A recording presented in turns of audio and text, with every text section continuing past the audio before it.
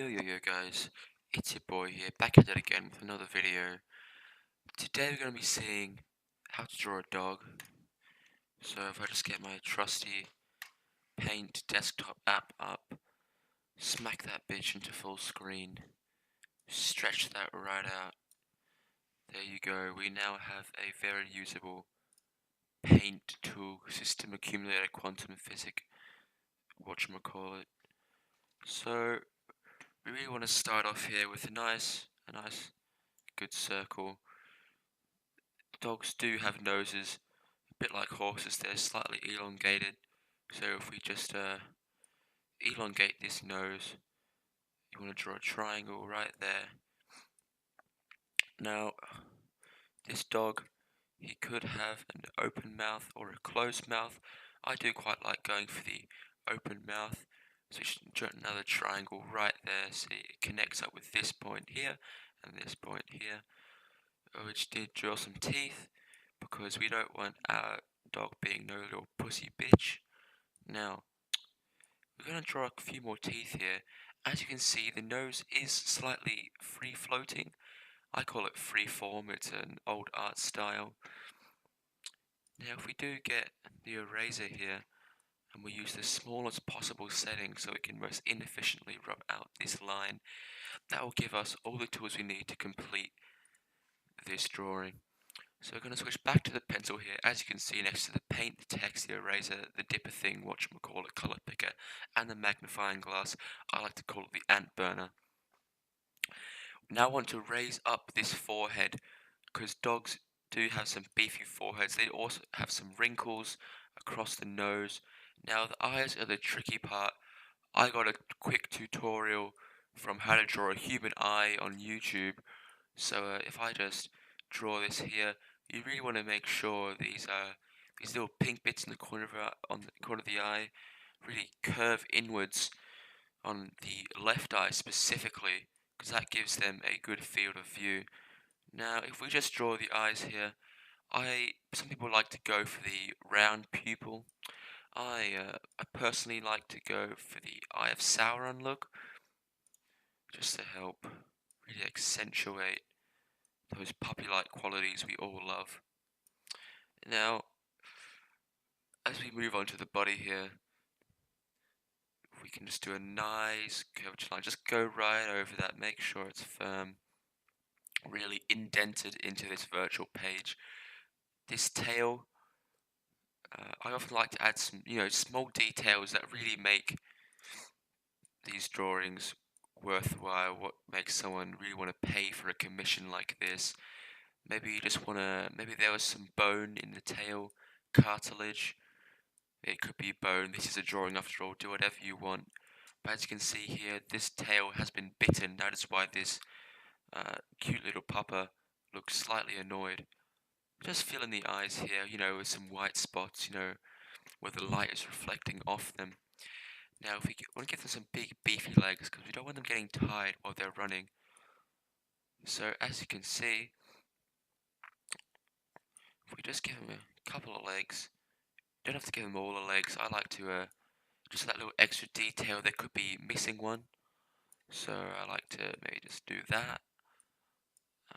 You know what, maybe there could be missing 2 legs, sounds about right. So, that really is it for the body. I don't think there's much else you can do. Maybe add some veins along there. Now, going back to the face, or the head as many people do like to call it, make sure that that elevation is really clearly defined by a nice thick line across here before moving on to the ears. Now, I personally like to draw cat ears on dogs because it really gives a diverse look to the entire picture. So if we just add a couple of folds on these ears, maybe they've got some fur on the inside, this will help insulate the sound among present particles in the air. Now, as we see, we have the basic outline for this build here. I think it's time to move on to the, oh wait 1 second, we have forgotten the tongue. Make it long and a nice good tongue. Don't be afraid to let it droop out. Now, as we move on to the coloring part here, get whatever color you want. There you go, A, B, C, D, E, F, G, G. Green starts with the G. Let's go for green. Get that paint tool out and let's start coloring. As you can see here, I've made a little mistake. Doesn't matter if you use a different color or the same color, as long as it's fair. Ah, there we go, that is beautiful. Now, we can afford to make some mistakes. It's not a particularly time-consuming build, so maybe some nice grey fur. Really complete this build here. Now, as we move on to back onto the eyes, you can see these little indented pink bits. They really are very important. You want to make sure they're clearly outlined, clearly defined. Here you have a multicolored eye dog. They're quite rare, but you can find them in some parts of Nigeria. I heard local princes do like them quite a lot, keep them at their side at all times.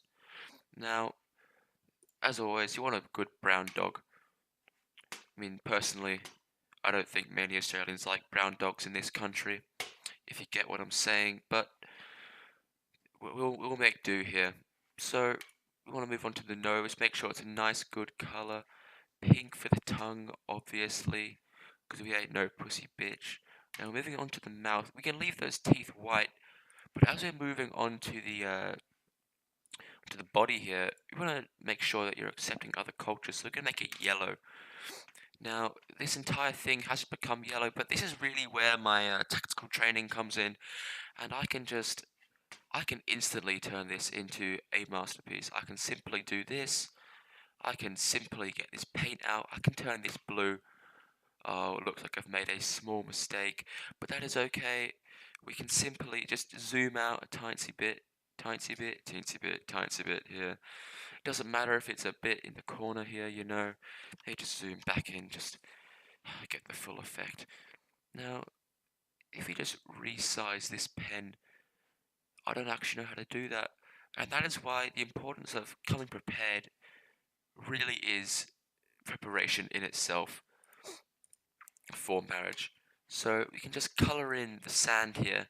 You can see, now you may have think I made a mistake. You may have thought that this dog should be on the sand, and in fact, the water should not be holding the dog within its watery, wet, moist, succulent clutches. Well, that is in fact a social construct. Dogs are born to be in the water. They are evolutionarized from the Loch Ness monster, and I think we're just about done with this drawing, guys. I'd like to thank you very much. I'd like to thank my sponsor, G Fuel, for fueling me, giving me courage and support in these tough artistic times. Just doing the final few touches. You know, maybe he's got Black Death or something. You know, all these tiny details really do make a difference, guys. And of course, you want to sign it in the corner. There we go. Thanks a lot, guys. This is my video. I hope you enjoyed. This was how to draw a dog. Thank you very much.